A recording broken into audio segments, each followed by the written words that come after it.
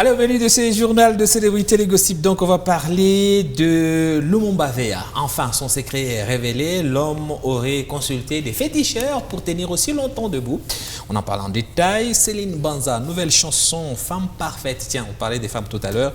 Elle a sorti sa chanson. On vous dira comment ça marche et on aura l'occasion de l'écouter. Et puis, Moïse Mbié, Number One, se comporte plutôt bien sur toutes les plateformes de streaming. Et vous verrez qu'il a obtenu un soutien venu de quelqu'un qu'on aurait bien aimé voir se taire. Mais si vous êtes d'accord, on va commencer plutôt par une triste nouvelle. Direction le Sénégal. Vous en avez sûrement entendu parler sur les réseaux sociaux. Le décès de cette actrice. Il s'agit de l'actrice sénégalaise Halima Gadji, décédée à l'âge de 36 ans dans la nuit du lundi 26 au mardi 27 janvier. Donc cette nuit, pour ceux qui nous regardent en direct, des suites d'un malaise lors d'un voyage ou d'un séjour en France. On ne sait pas exactement ce qui lui est arrivé. Les lieux donc, et les circonstances de son décès n'ont pas encore été communiqués par sa famille ni par son équipe de production.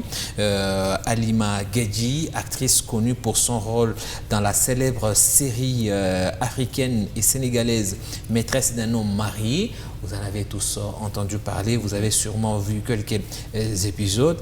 C'est une nouvelle qui rend triste toute la planète du cinéma, notamment en Afrique. Vous, comment vous avez accueilli cette nouvelle? Ouf, moi personnellement, j'étais vraiment choquée parce que c'est une dame que j'ai beaucoup aimée, que j'ai beaucoup appréciée, que j'ai beaucoup suivie. Je la suivais un jour dans Cœur de femme. Il y avait sur le plateau, il défendait sur les femmes claires et les femmes noires qui sont les plus belles. Il y avait un monsieur là qui était convaincu dans sa tête que la plus belle femme, c'est la femme claire. Et Halima était toute fâchée, il voulait lui lancer quelque chose. Il dit, qu'est-ce que tu dis là? Qu'est-ce que tu racontes? Pour lui, non, parce que quand tu épouses une femme claire, ça apporte de la chance. Il racontait des histoires sur les femmes claires. Et Halima Gadji, c'était une très belle femme à la peau noire, à la peau d'ébène. Que moi, je l'aimais vraiment beaucoup. Une séquence culte qui tourne d'ailleurs depuis cette nuit sur les réseaux sociaux par ses fans, se remémorent bien sûr cette séquence. Junior, toi tu as suivi Maîtresse d'un homme marié. Oui, est-ce que tu connaissais l'actrice? Qu'est-ce que tu as à dire? J'ai pas suivi la série, mais j'en ai beaucoup entendu parler et c'est une nouvelle qui a suscité une vive tristesse en moi, à voir les hommages qui lui ont été rendus. On voit clairement que c'était une grande dame qui s'assumait et qui a su impacter effectivement son entourage, une existence voilà, utile. Et on est triste en tout cas d'apprendre son décès, surtout dans des circonstances aussi tragiques. Donc voilà. Voilà, elle souffrait de dépression depuis l'âge de 11 ans. Ça s'est amplifié ces dernières années. Elle a à plusieurs reprises tenté de mettre fin à ses jours. Depuis le début des années de la décennie 2020, en tout cas, à plusieurs reprises, elle a tenté de mettre fin à ce jour. On ne sait pas si c'est ce qu'elle a finalement réussi à faire. Aucune information n'a fuité jusqu'ici. Elle prenait des médicaments au quotidien pour modérer son humeur et ne pas tomber dans la dépression.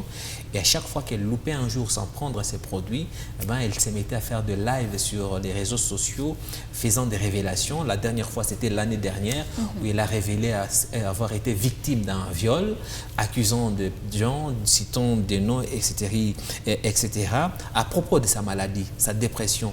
Et elle en parlait sur les antennes de Canal+, souvenez-vous. Je ne suis pas née malade. C'est la société qui m'a foutu cette maladie et c'est la même société qui me juge aujourd'hui. Qu'est-il arrivé à Halima Gadji en fin 2021, début 2022? J'ai fait une grosse dépression. Bon, le médecin a dit aussi que c'était un burn-out. Je me suis retrouvée à l'hôpital psychiatrique et pendant ma dépression, j'ai fait un direct sur Instagram où j'ai dit des choses. J'avais vraiment besoin d'aide en ce moment-là. Je ne savais pas ce que je faisais.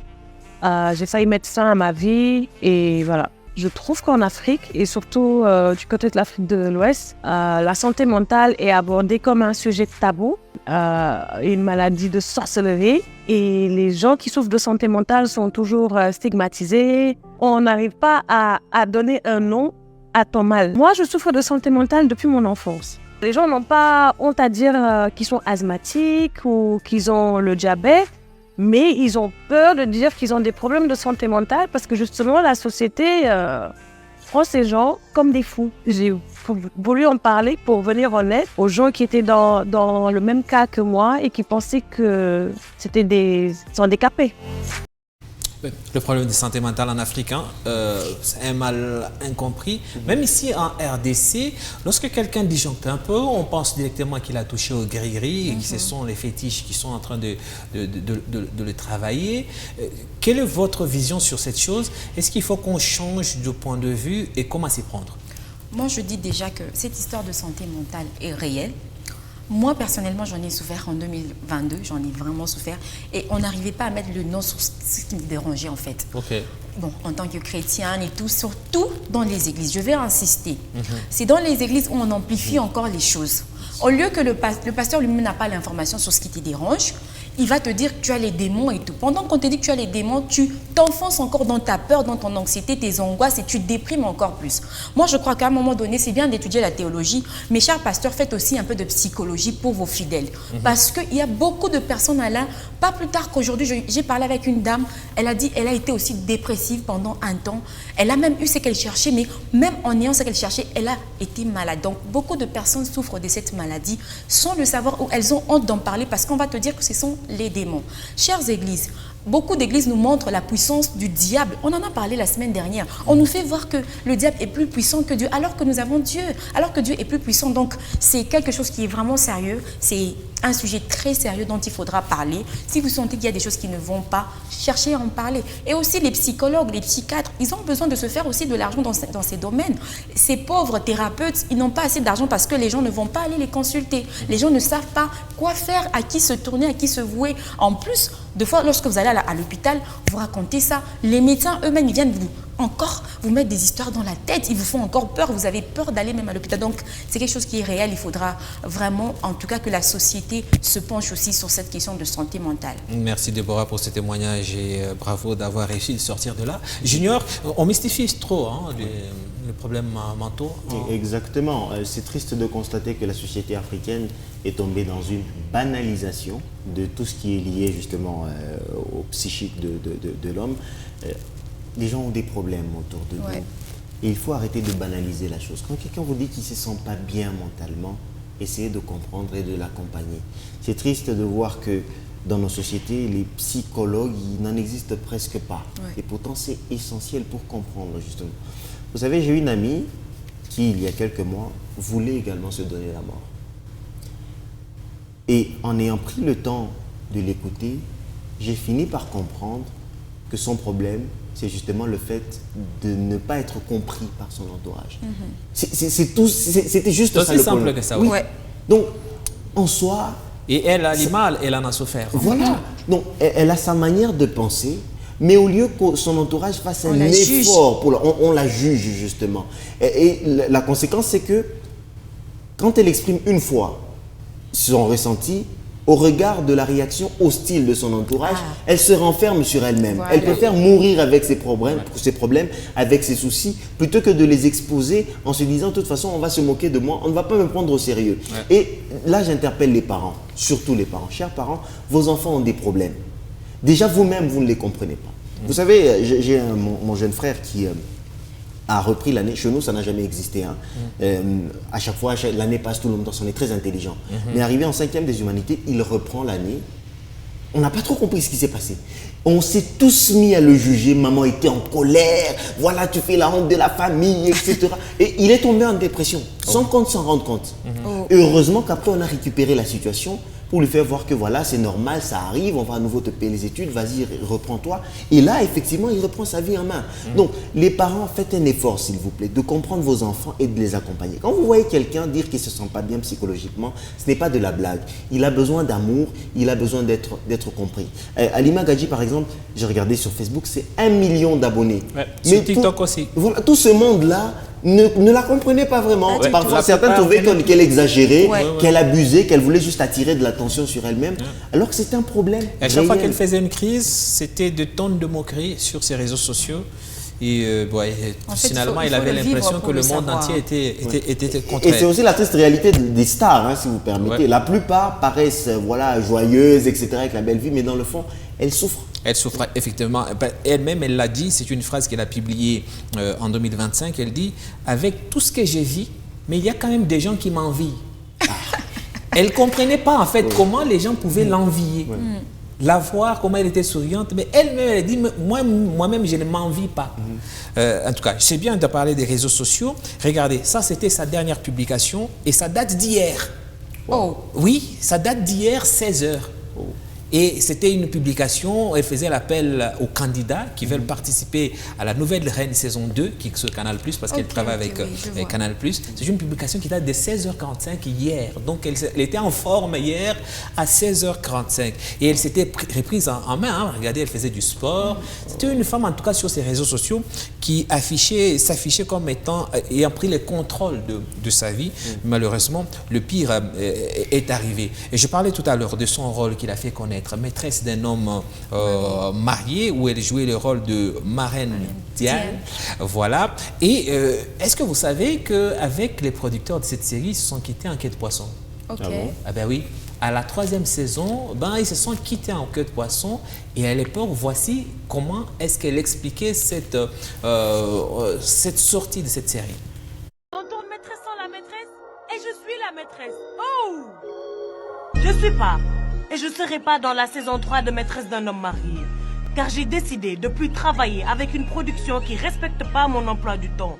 Une production qui a donné aucun planning depuis octobre de l'année dernière. Une production qui a jamais présenté un brouillon correct du scénario, ni la trajectoire du caractère de Marem Dial pour cette saison. Une production qui ignore mes engagements et mes projets.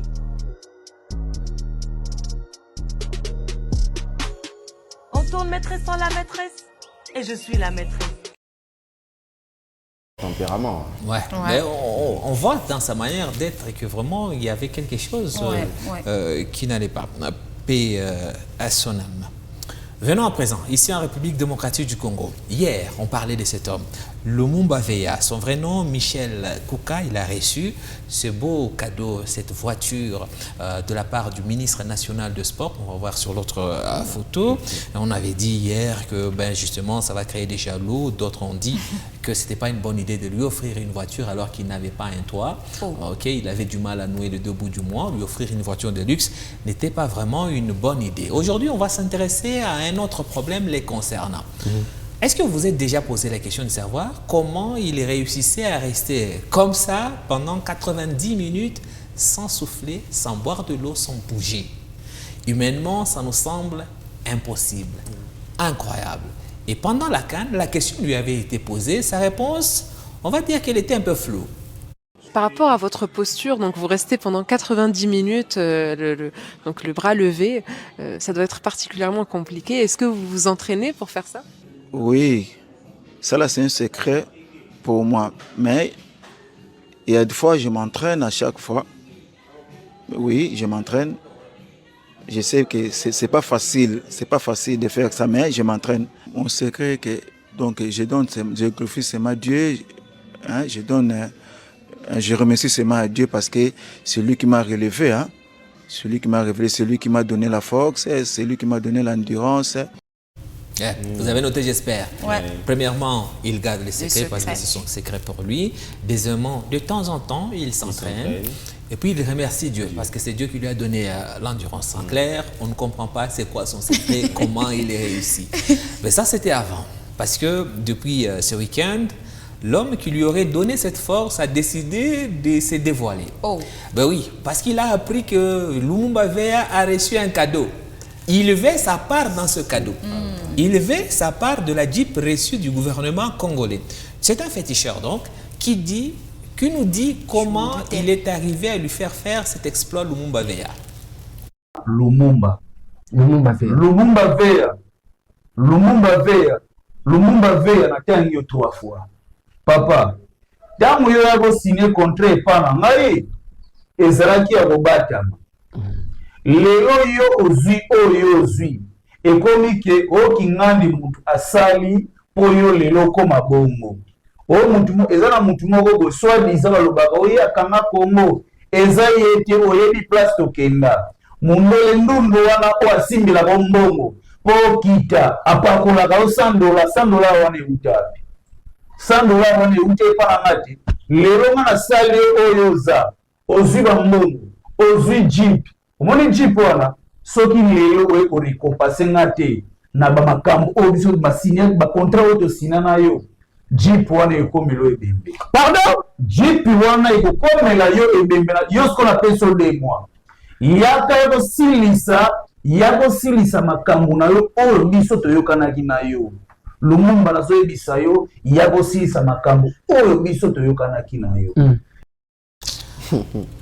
Michel Kouka, Lumumba Veya a donc 2 mois pour aller voir son supposé féticheur afin de lui donner sa part de ce qu'il a réussi et qu'il a reçu depuis son passage au Maroc et son retour au pays. Vous y croyez à ces déballages? Est-ce selon vous de la simple jalousie ou de révélation crédible? Non, ça n'a rien de crédible, c'est de la jalousie tout simplement.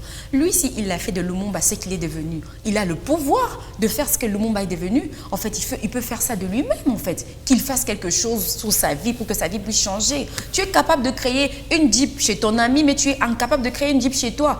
Ah, frère, quand même. Les diables aussi, ces enfants, c'est bizarre. Dans quel monde ils sont? Non, Lumumba n'aie pas peur, rien ne va t'arriver. Bouffe l'argent de la Jeep. Maman, signor. En fait, je reviens un petit peu sur la question que tu posais hier. Est-ce que ce n'était pas un cadeau empoisonné que le gouvernement lui aurait donné? Parce que honnêtement, quand je regarde cette Jeep-là, entre nous, c'est quand même le luxe, c'est une des Jeeps les plus chères qui puissent exister. C'est une Jeep connectée avec des écrans à l'intérieur, tactiles. Franchement, ça attire des jaloux. Ouais. Ça attire des jaloux. Et le féticheur là, en fait, les supposés féticheurs, il doit être l'un des jaloux? Bon, je prends ça avec des pincettes quand même, puisqu'on ne sait jamais, nous sommes en Afrique. Nous sommes en République démocratique du Congo. Quand on suit l'histoire, par exemple, de certains joueurs qui, pour briller, devaient aller consulter X ou Y. Surtout dans les milieux des sportifs, hein, voilà. des mystiques. Justement, sachant que les joueurs eux-mêmes vont toucher à des choses pour marquer des buts. Que dire tu as des preuves de ce que tu as Non, c'est pour ça que j'ai dit que je prends la chose avec des pincettes. Je ne saurais ni affirmer ni infirmer, mais quoi qu'il en soit, je trouve qu'on a quand même... Si c'est faux, est-ce que vous conseillez à Lumumba Veya de porter plainte? Ah oui. Parce qu'il y a quand même son image qui est touché là. Je ne pense pas. Il doit laisser couler. Oui, il doit laisser couler. On doit garder le mystère quand même autour de son secret.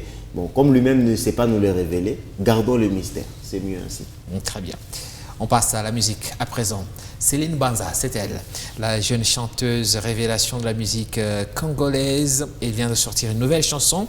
Ça s'appelle simplement Femme Parfaite. Vous avez envie d'écouter ça? Ah oui. Très bien. On écoute un extrait.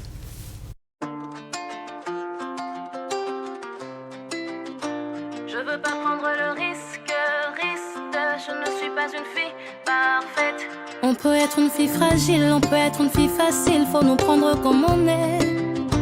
Tu peux embrasser sans peur mes excès, mes rondeurs, c'est bien comme ça que l'on aime.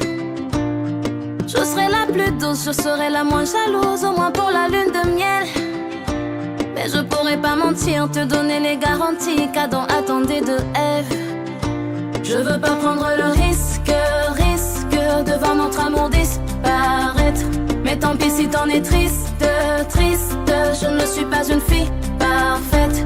Je veux pas prendre le risque de voir notre amour disparaître.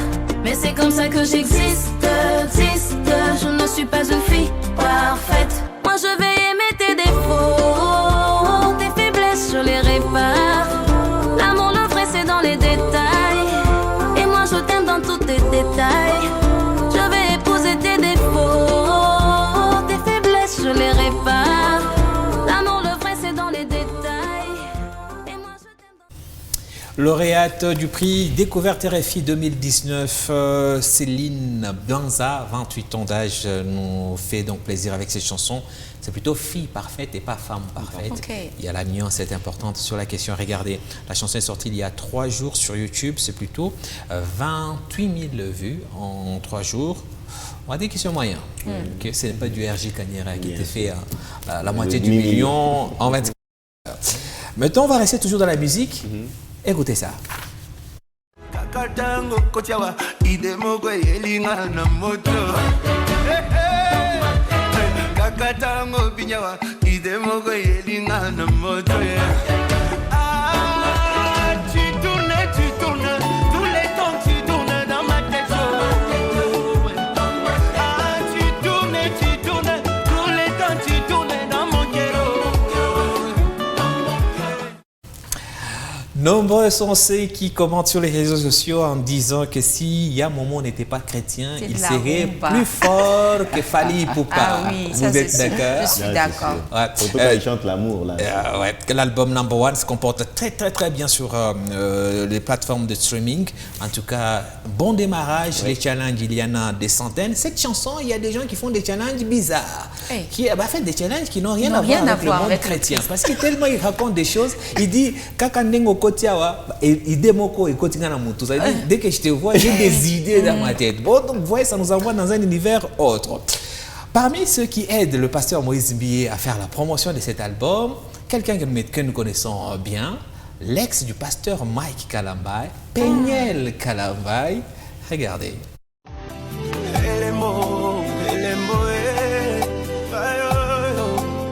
Restauration, rêve que mon toit côte qui n'est qu'au coya, Samba Telemisa, Nayo, rêve que mon toit côte qui n'est qu'au Samba, Samba Chocolat, Ayo,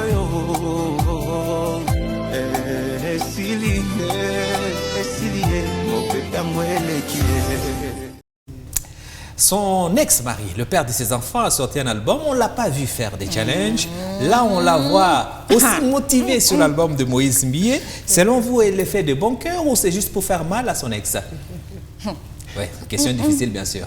Bon, je dirais que Yamomo, c'est quand même Yamomo. Il n'est pas comparable à Mike Kalambay. Je mets Yamomo quand même en avant. Je mets Yamomo, il est high quand même, mais si elle fait un challenge sur la chanson de Yamomo, ça veut dire que Yamomo, il est quand même au top. Madame, retire ça.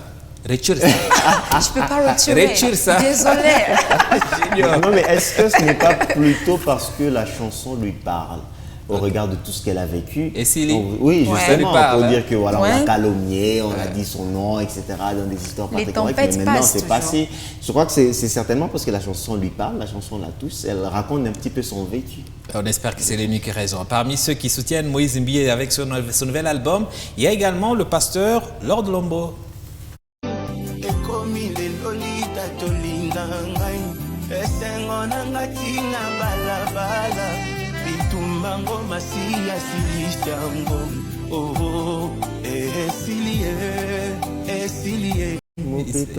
Ah, très belle mélodie. Mon coup de cœur. On va devoir s'arrêter par là.